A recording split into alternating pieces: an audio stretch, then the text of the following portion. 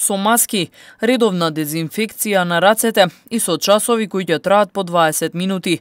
Вака ќе се одвива наставата на новата учебна година од септември. Ако една паралелка има поголем број ученици, тогаш ќе биде поделена во две групи, а наставата ќе ја држи истата наставничка. Ова е еден од начините на кои ќе се реализира учебната година од септември, информираат од Министерството за образование и наука. Ако во некој одделение има деца со хронични болести, тогаш тие наставата ќе ја следат онлайн. За реализација на оваа идеја се разгледуваат можностите. Другиот модел е комбиниран. Тоа значи дека во случај училиштата да немаат доволно простор, одделенијата ќе се поделат во две групи.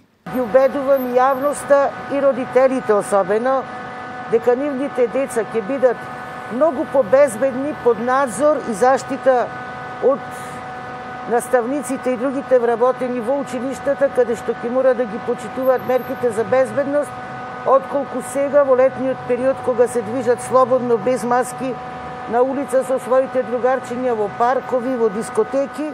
Од Министерството информираа дека се работело и на концепт за далечинско учење, односно одржување на настава, но сите биле едногласни дека ништо не може да ја замени наставата со физичко присуство на учениците и наставниците.